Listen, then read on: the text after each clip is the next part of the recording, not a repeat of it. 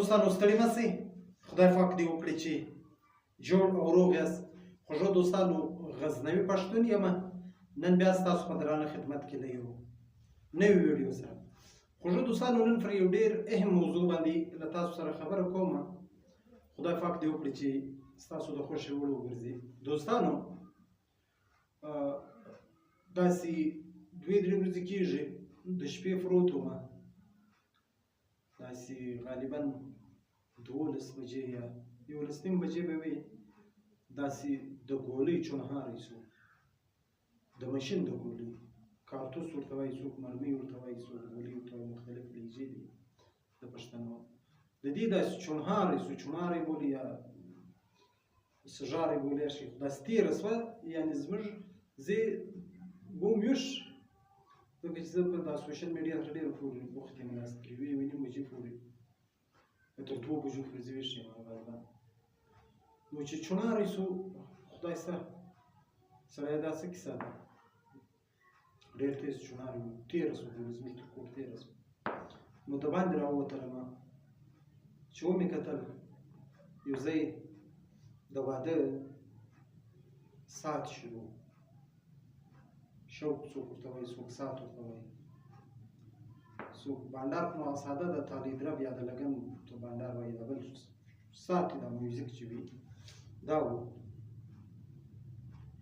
شروع. یعنې مقصد مې دا دی چې واده صحیح دی.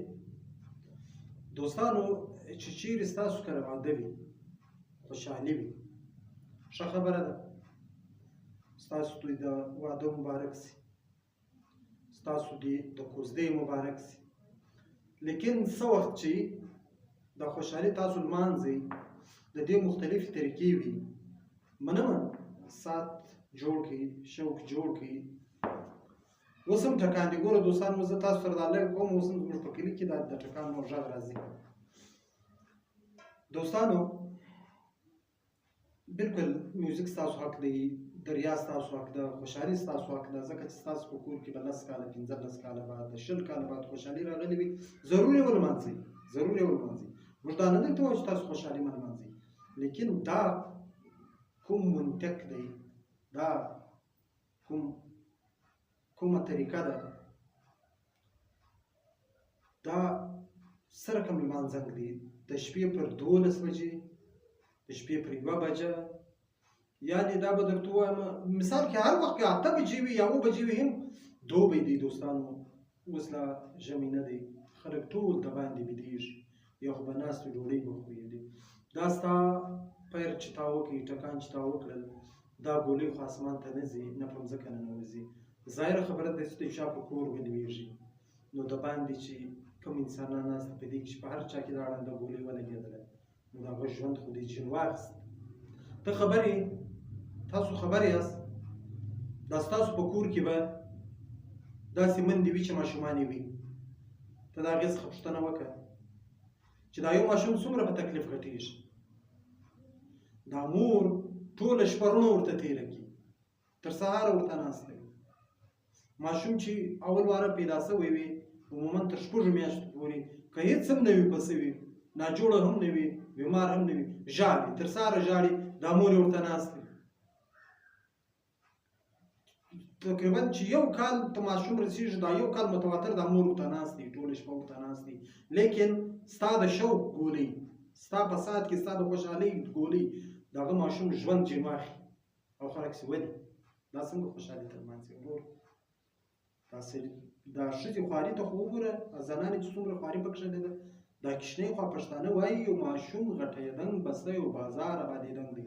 لکه یو بازار چې آبادوې، دومره خواري نه غواړي لکه یو ماشوم چې غټوې. دا ماشومان خو داسې اسانه نه دي غټ شوي، دا موږ تاسو چې غټ شوي یو داسې په اسانه خو نه یو غټ شوي. دا ستاسو دا د واده او د خوشحالۍ یوه ګولۍ، یوه مرمۍ یا یو کارتوس د هغه قیمتي ژوند اخیستلی شي. تاسو نه دي اورېدلي؟ تاسو پر دا سوشل میډیا نه دي لیدلي؟ په دا نږدې ورځو شپو کې په کوټه کې یو ګلالۍ ماشوم وه، ژوند یې نه واخیستی، داسې په وار وار نه دي شوي، د لیره زموږ په سیمه په پښین کې نه دي شوي، په کوټه کې نه دي شوي، په شاوخوا کې نه دي شوي. تاسو یې نه وینئ چې واده وي، خوشحالي وي، ټکان دا کومه کیسه ده ورور، دا خوشحالي دا ټکان یو خو ټکان مه کوئ، که بیا هم تاسو د ټکانو ډېر شوقیان یاست، بې ټکانو مې هېڅ ګزاره نه کېږي، بیخي که څه د واده لمانځه خوند نه درکوي. نو بیا په بازار کې مختلف قسم پټاخې خرڅېږي دوستانو، هغه واخلئ، د هغه ټک و د دې مشین یا ټوپک ټک فرق نه کوي. پخوا خو کښنې پټاخې وې، هغه کښنې ټکان به یې کول، نن اوس غټې دا سورسلکې دي، هغه چې دوی نه ټکي چې تر دا عام تر مشین تر دا هغه بیا واخله، کم سے کم چاته خو به ضرر نه رسوي، چاته خو به تاوان نه رسوي. ورور دی لږ سنجیده شئ، دی لږ سوچ وهئ، دا ستاسو د کارتوس څخه وتل، دا ستاسو د مشین یا توپنچې څخه وتلی کارتوس بولي، دا د یو چا ژوند اخلي. ته خو دې ته رایې ووه هسې په هوا د مشین خوله ونیسې ټکه ټکه ټکه ټکه ټکه نیمه شپه ده، ګولۍ چې در چا پر ولاړې پر هر چا چې ولګېدې د هغه څخه خپل ژوند واخلي. زما انتظامیې ته خواست دی، زما له حکومت وخت څخه خواست دی چې هر ځای د هوایي فایرینګ کېږي په ودو کې، دې ته باید سخت تر سخته سزا ورکول شي، دا خلک باید ونیول شي، پر دې باندې سخت بندیز ولګول شي، پر دې سخته پابندي ولګول شي چې وروره څه در پېښه ده، ولې به نیمه شپه ټکان کوې؟ دا خلک د باندې نه دي ویده، دا خو ګڼ کلي دي وروره، دا خو څه داسې غرنۍ سیمې نه دي چې دوه درې کوره به یې پروا نه لري، د غره په خوا د مشین شپېلۍ ونیسه ولاړه بس په غره کې به یې ځای ګولۍ ولګېږي، دا خو ګڼ کلي دي وروره، دا خو بازارونه دي، دغه چې ګولۍ دي دغه کړله هرې خوا ته کلي دي، هرې خوا ته کورونه دي، چې هر ځای دا ګولۍ لګېږي خامخا په یو کور کې لګېږي. ولې ورور؟ ولې د یو چا قیمتي ژوند جین اخلي؟ نو دوستانو دا ویډیو ډېره راڅخه اوږدېږي، خواست درته کوم، زاري درته کوم، دا اوس هم زه چې تاسو سره ویډیو کوم تاسو به یې اورئ دوستانو، اوس هم ټکان شروع دي، یو ځای خلک کوي نه پوهېږم ګوره چې چېرې واده دی که کوزدان، دا زه چې اوس دم ګړۍ تاسو سره لګیا یم ویډیو کوم هم زه یې غږ اورم. نو دوستانو دا ډېر ناوړه عمل دی، د اوس څخه د ډېره وخته دا زموږ استاد په ټولنه کې شته، خدای شته ما سخته ځوروي، او زما خو پخپله دوستانو په تاسو نه یم خبر، زما خو پخپله د دې د ټوپک د مشین د توپنچې د نوم څخه کرکه کېږي چې د چا په لاس کې یا وروره مخې دورې کوه، دورې وخواته کوه، اوس په خطایي کې ورور په ونیولې، د اصلي او د دغه سره بیخي نه ده جوړه، بیخي خشن نه ده جوړه. نو دوستان تاسو ته هم خواست کوم چې دا چندانې شی نه دی، دې په زراو په لکاو پښتانه، په زراو انسانان مسلمانان په نړۍ کې قتل کړل، د اصلي سره مینه کول که څه ښه کار نه دی، د اصلي نمایش کول ښه کار نه دی. بیا په ودو کې، بیا خاص کر په ودو کې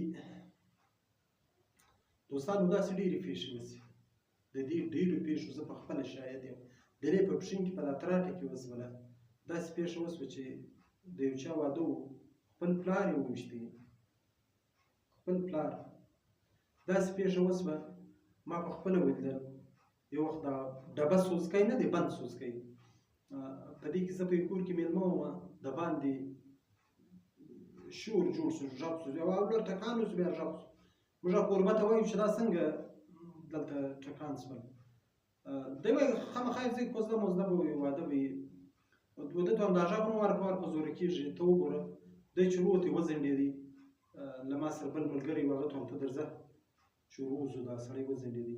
نو د باندې چې راغلو د ده کور ته نږدې یو غټ عمومي سړک و، پر دې سړک چې مې کتل یو ډبه سوزکی ولاړ و، دا بند سوزکی نه وي، دا ولاړ دی، خلک پرې راکوړی دی، موږ چې ورغلو داسې وو، په دې کې هم د واده کسان روان دي، یو ډریور دی، د ډریور و شاته چې کوم سړی دی هغه ماشین راخستی دی، دا د ډریور په څنګ کې چې کومه کړکۍ ده، دروازې کړکۍ چې ده، شچ د هنداره چې ده، دا پکښې وسوه، تر دې د ټوپک د ماشین شپېلۍ ایستلې د ټکان کوي. نو خو ظاهره خبره د موټر خو روان دی، چې روان دی جټکه دغه وخوړله، دا سوزکي وخوړله، ګولۍ د ډریور په سر کې وښتله، له سړي څخه موټر ولاړی، سړی خو ځای پر ځای دالته ختم شو، ډریور موټر یې ولاړی، دلته د درختې وې د سړک په غاړه، په دې کې موټر پسې ونیو، موږ چې ورغلو خلک یې سره را دغه کړل، ورور هم سره خوش شوي وو، ډریور خو ارقۍ خو هلته ځای پر ځای ولاړی، نو دا ستاسو د خوشحالۍ حالات دی. د دې ما درته وویل یو کال 2 کاله مخکې د دې په پوښتنې کې ما وکتې یو خپل زوی په غلطي باندې په واده کې خپل پلار وویشت. داسې نو ډېرې پېښې ستاسو په سیمه کې به هم راغلي، داسې نه دي. په هر ځای کې به تاسو واورېدلي چې هر ځای دې مشین زموږ او ستاسو خوشحالیانې په غمو رابدلې کړي دي، په غمو یې رالړلي دي. نو دوستانو ډېر پام کوئ، ژوند فقط یو وار دی دوستانو، ژوند یو چانس دی دوستانو. ژوند بیا په هیڅ قیمت بیرته واپس نه راځي. که هر څو پیسې ولرئ، که هر څو شتمن یې، که د دنیا ټولې خزانې ولرئ، خدای مه کړه که دې ژوند د لاسه ولاړې، که دې د کور د یو غړي ژوند د لاسه ولاړې، هغه ته بیرته نسې راګرځولی. دوستانو نو په دې وجه درته وایم، په دې سبب درته وایم چې د ژوند سره به ډېر محتاط اوسئ، ډېر په احتیاط به یې تېروئ. ژوند لوبې نه دي، ژوند کول لوبې نه دي.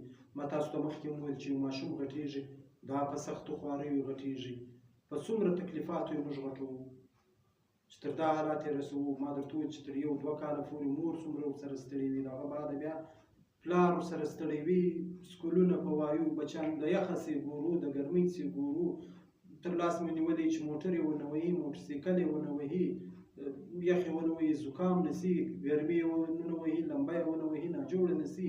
دومره احتیاط ورسره کوو، لیکن هغه د یو خوشحالي کې د یو ګولۍ ښکار سي. نو دوستانو بیا درته وایم، د هر چا چې ودونه دي، د هر چا چې کوزدې دي، مبارک مې شه زما له طرفه، زما له خوا څخه مبارک شه. خدای دې ستاسو دا شادي په خیر کړي، خدای دې پر تاسو نیکمرغه کړي. دوستانو خو په خپل لاس باندې په خپله غمونه په پیسو مه اخلئ دوستانو، په خپله پریشانیانې مه اخلئ. په خپله ستاسو په کور کې خوشحالي ده، د بل کور ته غم مه وروړئ، د بل کور ته پریشاني مه ورکړئ. قطعا هم دا وایي ټکان راسي پرېږدو، راسي دا زموږ په ټولنه کې موږ اتفاق وکړو، راسي دا یو کمپین موږ وچلوو، ټول یې وچلوو دوستانو، چې دا به موږ پرېږدو، دا ناوړه عمل به موږ پرېږدو. دا په ودو کې ټکان کول څه ضروري دي؟ دا په کوم کتاب کې راغلي دي؟ کتاب کې راواخله، کتابونه راواخله، په قرآن شریف کې راغلي دي، د حدیثو په کتابونو کې راغلي دي، په کوم کتاب کې راغلي دي چې خامخا خوشحالي ته به ټکان کوې؟ دا ما درته ناوړه عمل دی. هر څوک چې کوي نو زه څه ورته وایم، باید نه وکړي. دوستانو ویډیو وار په وار راڅخه اوږدېږي، زړه خو مې غواړي چې له تاسو سره په ګنټو خبرې وکړم، هم نه ختمېږي. خو داسې وي چې ډېر اوږده ویډیو وي، د هغه د اورېدلو زغم بیا ملګري نه لري. نو دوستانو ویډیو نوره ډېر نه اوږدومه، تر راتلونکي ویډیو مې پر لوی او بخښونکي خدای سپارمه. په مخ مو ښه، ژوندي اوسئ، کور مو ودان. مننه.